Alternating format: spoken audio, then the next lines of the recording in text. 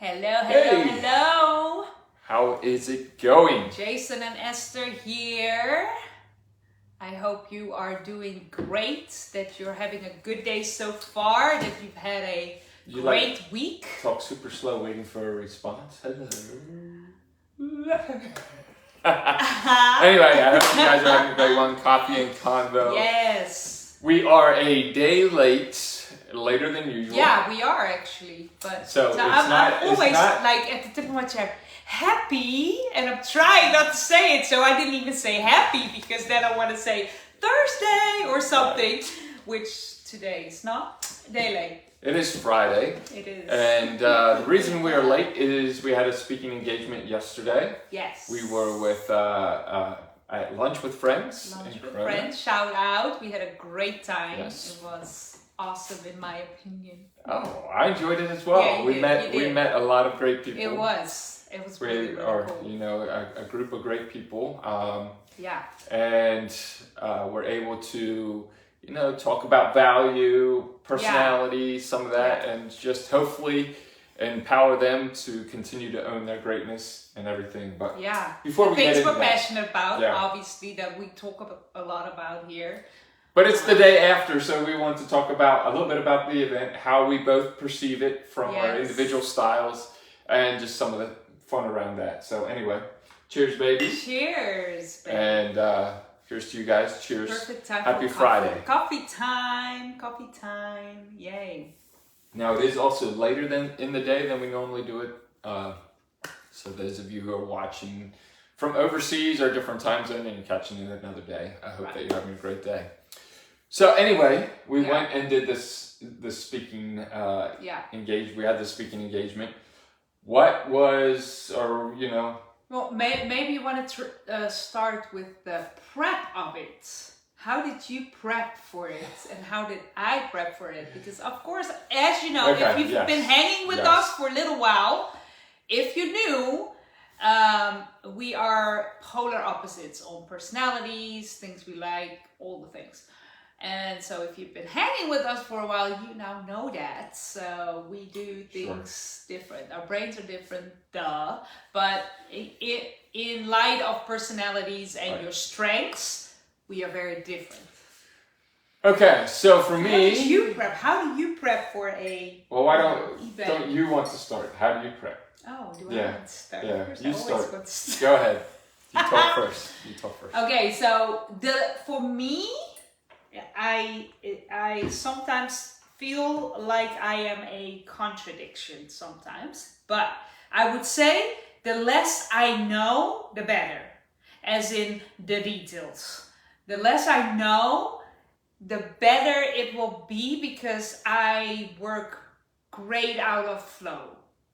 So that doesn't mean that I don't educate myself on something, especially if I'm going to speak to a group of people. I come with something, but the more details, I get a little bit stressed by that. Or details and information, right? So if you're trying to relay information and exact details, that's not going to fly for you. So you are more looking to create an experience, create a fun environment and engagement, right? So leading up to this event, the questions I would ask him was more like, okay, so what's the main thoughts? What are a couple keywords or something that we're gonna touch on that you want me to highlight when I speak? And so we did it together. We did it together at the same time, so we were both up together. Yeah.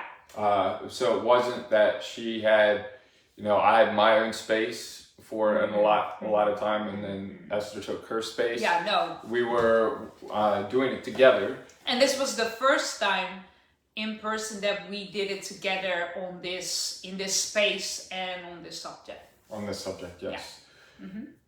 So we anyway, have spoken before together many times, but this is different. So for me, leading up to it, of course, I put some slides together, a little keynote presentation, because I wanted them to have some information that they could work with, that they could see, that they could identify with. Yeah. I put thought into, where am I going to start with the people? What journey do I want to take them on? And where do I want to end up? Yeah. So, of course, everything that I'm doing in my communication is super intentional.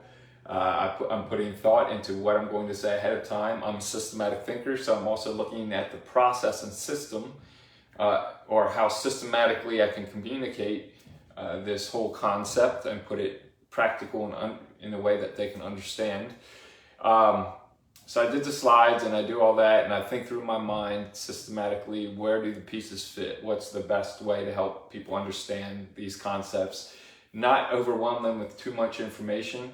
I definitely would have been more of an information guy in the past. Like originally when I first started to preach and speak, I would, write out tons of scripture or a lot of information that I want to relay. Yeah. As far as facts and technical things. In learning the art of communication, I moved past that to try to become better at communication and not just use my strength in facts and figures to communicate too much of that. Yeah. But I definitely put the thought into it on how it wants to go, what information needs to be included, what is too much, what to leave out. Then leading up into the morning of, I also, for me, I've learned, which is also a little bit of a contradiction. So your contradiction was you don't like to know too much. Yeah. You want to just flow. But then leading up to it, you're asking, so what's your approach? Kind of what is the layout you're going through? I will ask for the information because as you're saying all of that, I try to do some of that, knowing that does not come natural for me, but because I want to be a good communicator. So I try to prep, I try to do more a visualization like in my head. And so I want to be prepared as much as I can be prepared. But those things don't feel natural to me. So leading up to something like that, I feel very unnatural. And then once I'm in the room and I'm starting to meet people, it feels like I didn't need any of that. Right. That's how it feels like. As soon as I'm there, I'm like, oh my word, we're gonna have a great time. If I can visually see the people, I'm like, oh, this is awesome, I can say all these things because I can see all these things, right? Yeah. And so, but it's hard for me to get to that point until I'm there. Sure. So when I'm still at home, prepping, whatever, I try to do some of that because I know it works. But it's not, I don't like it. So again, we shared this example for you, so hopefully you can find yourself in that or find yourself around that somehow and also recognize the people around you and just really continue to own that greatness, own your unique style, your personality style, and begin to value the way you do things, even though it may not be the way the next person does it.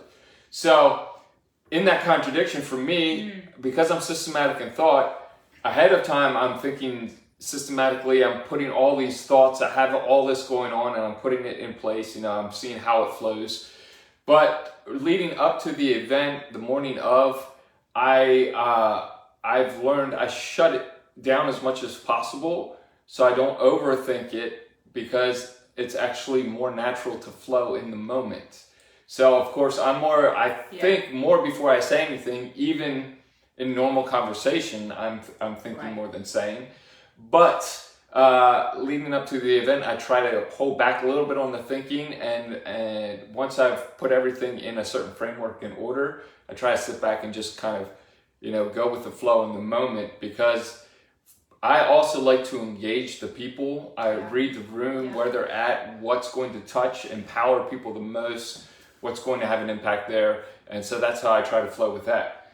But the morning of here, I already had my thoughts in line. I already had the keynote laid out. The morning before, though, I can't really do a whole lot of anything else. Yeah.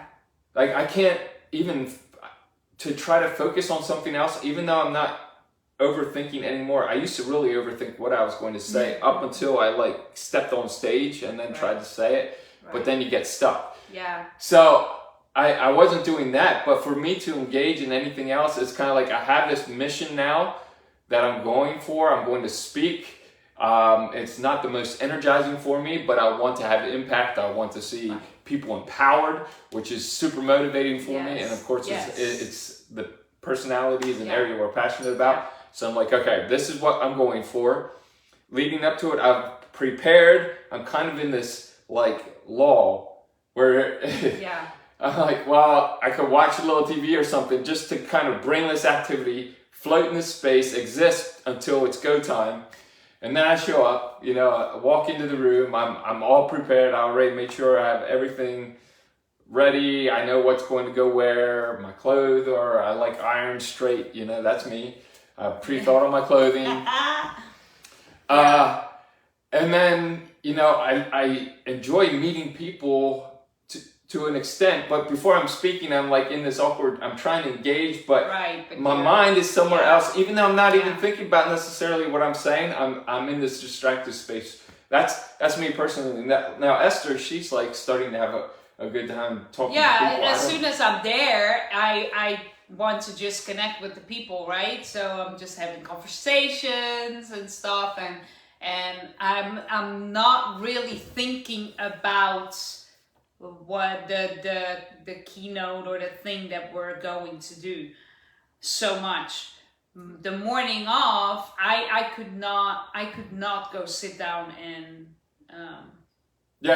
watch something. That's really funny. Yeah, the other thing you were like, well, I can't really do anything else, right? Isn't that what you said? Or what was that? I was like laughing ahead of time because you were like, not really. My brain. Yeah, I know. What was that? My mother-in-law was asking me to look at something to pick out certain things that she needed to know. And I said, it was about can I do that when I come back? Because I do not have brain space right now to think about stuff. So thinking where I have to use my brain. But I like to keep busy. I like to keep busy until I have to leave. So I was figuring out what I was going to wear already a little bit the night before, but I hadn't decided on 2 things yet. So I was busy with that. I cleaned the kitchen, just the counters and stuff. I don't want to sit still unless I'm in my car going there. Yeah, and then even in the car, like still. I want to put on some music. It's kind of like a nerve-vited thing. Excited, nervous type of thing. Nerve-vited? Yeah, that's a word. Right. That's a word. If you have ever I don't know if it's a dictionary word, but I've heard that word before. Nerve-vited. You're a little nervous, but you're excited. It's nerve-vited. Have you ever heard the word? Well, drop in the comments if you heard the word and I'm not crazy. You do know that there is no difference between the feeling of nervousness and the feeling of excitement and anticipation. I have heard that it's just the meaning that you give to those feelings. Because what it is your body is preparing to do something. Every part of you is preparing to do something. So for me, it used to really be nervousness in sports and everything, and you know, learning the whole, it's the same feeling, just the meaning you attach to it. I've worked at consciously attaching more of an excitement, anticipation of performance rather than a nervousness. But I have learned to not make it all about me. I think of the people I am going to meet, even though I don't know who those people are. I think of the people, and what I am going to release is going to do ABC for them, right? Because that's the result we're going for, which is going to be adding value to their life. And so instead of, you know, how am I going to look, how am I going to sound, which I used to do more or care more about, which it's good to have a little bit of care about that, but not to think through all those things. That will get you more to the nervous side, where if I can think of the people, it makes me more excited. My personality. For you. Yes, true. So anyway, then on the drive there, you know, I like some music to, something to jam to get me in this space. Not a lot of talking. I don't really want to talk too much, because even though I'm not necessarily rehearsing the words I'm going to say, I'm just in the space. I'm going to go talk and do the thing. We chatted a little bit, a couple minor details and thoughts, but what do you prefer to talk more? Are you more in the music, like the drive? Music is always good for me with that. Sure. Music does that to me anyway. So in that, we're a little bit the same. I could listen to someone else talk. I don't necessarily have to be the one talking then. But I could have listened to like I don't want to listen. I don't want to listen like to a podcast and try to listen and engage with someone talking a whole lot when I'm going to get ready to speak, because I don't know, that just doesn't gel with me. So then we get up, we speak, we have a good time, we meet great people. You know, again, I'm more systematic in my approach, whatever.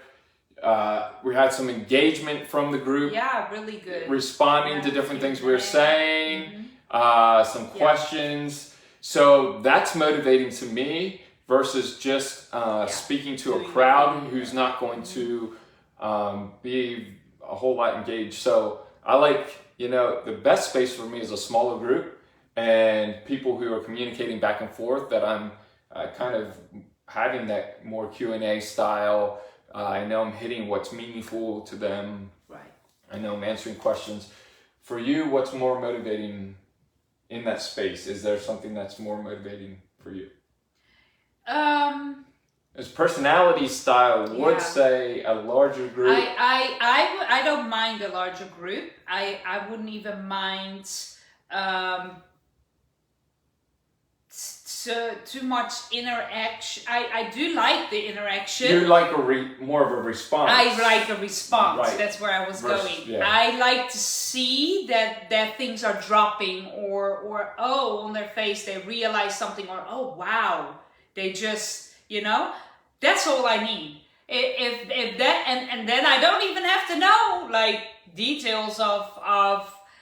I mean, that is also awesome when they come back and actually tell you, you know, oh my word, it highlighted this, or all of a sudden I realized this, I never knew, all those things. Amazing, you know, because that's what it's done for me, and that's what I want to bring to those people, right? But the response in the moment when I'm speaking, that's what motivates me, when I can see people are fascinated, right? They're that's definitely, which so for me, a bigger crowd gives me more of that than a smaller response, more than communication in that, right? Because you're built more to be the one communicating most of the time. Yeah. And you're that combination of the advancer and creator, the I and the D. So if you're able to get it across and to do the thing, that's what matters to you. I'm the C and the S, the refiner and executor. So I'm I want it accurate. I'm communicating systematically. I'm looking for results. It's a task that I'm doing. I want a certain result there. But it's meaningful how it's impacting the people. So responding where they're at, making sure that I'm engaging as many people on the level they're at, and just having that interaction is more meaningful to me than a big crowd. Yeah. And I actually like that a lot less. It's a lot more work for me to talk to a crowd, even if they're smiling or, you know, I see their face into it. It's a lot more work for me than it is to take a small group that are communicating back and forth and kind of Q&A. Yeah. That flows a lot easier for me and is more energizing than the other one. So for me it's both of that during the event, but then after the event, I don't want to. I laid it out for you. This is the option you have. I gave you a solution. Go and do that. I'm not into now I gotta figure out your life type of thing, you know. After the event, not so much. After the event, I like to engage with people. Yeah. Kind of give them some practical steps if they have some questions. Be like, hey, you know, you can focus on this, you can focus on that. You kind of like to go and just have some fun, have some good laughs, maybe. Yeah. Have a little bit of connection. I care about you. I'm interested in you. Genuinely, you know, I love still hanging out with the people, talking, all of that. Not at all. But so for me, I like seeing the task had a result. Yeah. And I'm able even to give some more practical insight in order to help them walk away and to put it into play right now and to get a result from that. That's what I want. That's what I like. So we had that time, and you know, it wasn't a large group, but a majority of the group were these ID personalities, man. They were having fun, so that was fun. We had a great time there. Yeah. And then we look at it afterwards, and it's like, okay, how? It's a very different story. What do you feel, or how do you gauge how it went? So again, I'm very systematic. I like accuracy, and I'm overly strict and precise because of this excellence factor. So I look at it, and you know, of course, I'm so full of information and things and systematic process, and I know when I'm communicating, I miss some, and I don't. Where Esther's kind of as she's talking, she's thinking, right? I am thinking and talking, and when I talk, then I miss some of what I'm thinking. And so then always afterwards, whether it's in a meeting, a conversation, or I'm presenting, you know, speaking somewhere, I always find that even if it's a one-on-one conversation, I'll leave and think of a lot of other great things that I could have said or pieces that I missed. And I go back, I'm like, oh, that would have made it more of a complete picture.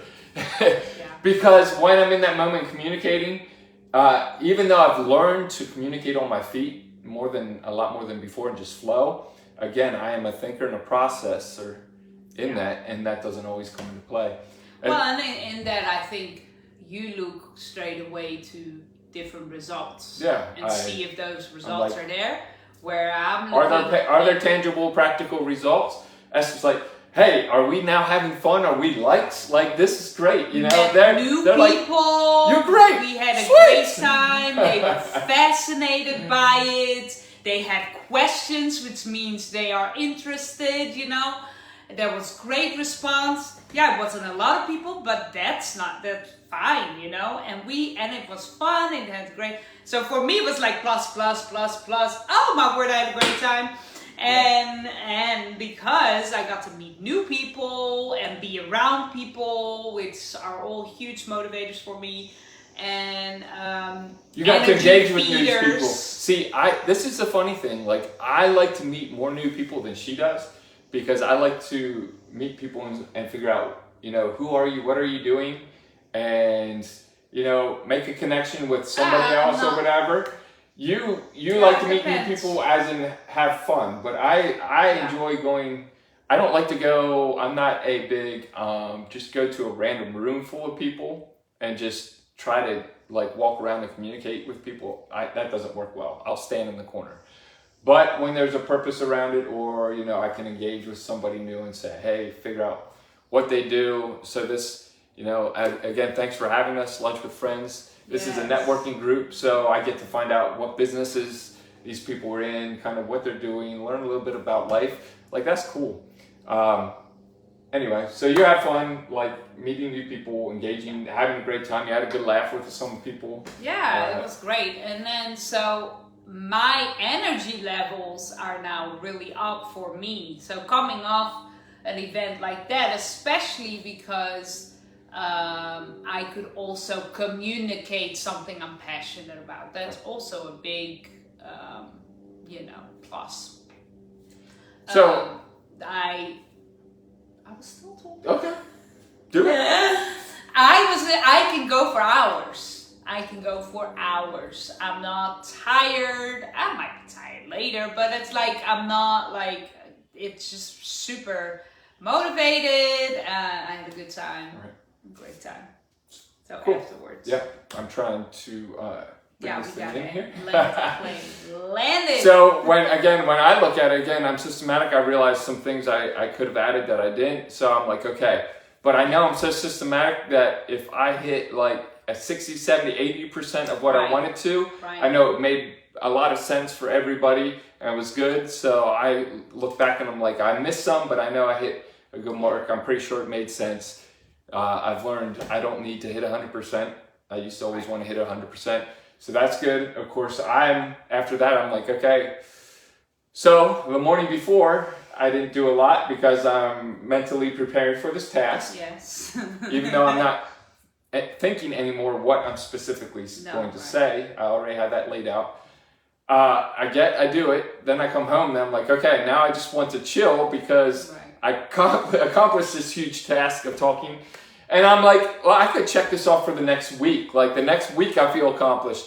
Even though if I just stop and don't do anything else, we don't keep moving forward with business, with the things we do. Like I could do 3 events like that in a day. Right. Like, and I'm like, no problem. No problem. And also that's why I love doing it together, because I don't always have to come up with all the details, right? But yes, but that's the challenge, because for me, if I don't get to put thought into what I'm going to say, like then I'm like, I don't like, I can wing it sometimes, but it's just not what I want to do. And so that's the combination. Even before, when I've spoken more than one time a day, like that's not always super jazzing for me. Right, but I think that's where we flow really well. Right. Because when you want me to carry the structure when we do it together, that means I need to have some structure in order to put it in play, which takes thought for me, because I think through and put the structure that you flow around in. The bottom line, I want him to do the work, and I want to just show up. I want to show up and have fun and communicate, which is what we try to do here as well. I also work, but no matter what style you are amazing. Whether you just flow, whether you're getting to the task, looking for the result, whether you're systematic and you're communicating like that, or you're like engaging and making people feel valued, seen, and heard. Like it doesn't matter your personality style. You can still be, communicate in an effective way. You're still important to all of us. Absolutely. You may not be super energized by a lot of verbal communication or being center of attention in the spotlight, and that's okay. You don't have to be there. When I was trying to, felt like that's where I always needed to be, that ended up wearing me out, because I realized, like, trying to go day after day or do a couple meetings or whatever all the time and trying to talk and speak, especially the larger crowds, I will still do it and can still do it, and I'd like to see the results for you guys. So if you want us to speak, we'll gladly do it. And we just thought it was nice to share the background of it and the process and how we deal with it different, see it different, look for different things that motivate us. So where some personalities are motivated by the ability to communicate and express themselves. Some of us need to find other reasons. So for me, it's a task, because I want to see people empowered and able to go, be their best. So I look to accomplish that task. When I'm finished, I'm done.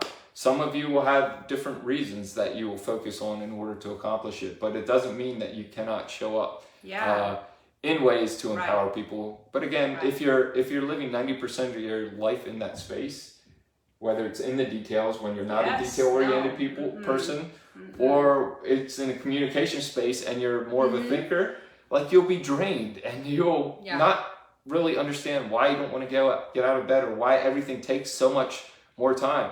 So for me, we spoke for 25 minutes yesterday, but the few hours in the morning, it was hard for me to focus. It's not just those 25 minutes.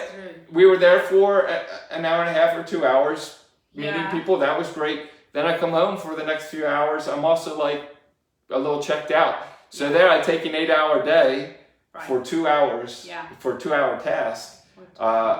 If you do that every day, like I'm only technically being effective 2 hours a day if I'm speaking every day. And so that's where you say, all right, this is my lane. This is where I generate really well. This is what I generate. I'm owning this. This is awesome. Sometimes I step over to have more impact, influence, or to grow a little bit. But, I really operate in these spaces, and just identifying that for yourself, knowing it's valuable, having, understanding yourself better, having confidence to own that, and say, I don't have to be an Esther, or I don't have to be a Jason. I can be a me in my personality style, and it's valuable. And if I can spend most of my time there, I'll not only be energized and being my best self, but I'll bring so much value to everyone around me, to the situations and circumstances around me. So that's what the world wants, the full you of being thriving and releasing who you are, right? And your strengths. We need those pieces. We do. We definitely do. So, but anyway, we hope this kind of like was interesting to you, you know. Maybe you see yourself in me, maybe you see yourself in him. Or maybe you don't. Maybe you have a total difference, or you're like, nah, that's not my thing, right? But we just wanted to share that with you guys and how we went through that. And if you do events or know of events and you want us to come speak about owning your greatness, being confident in who you are, being the best you can be, and find value in your unique identity.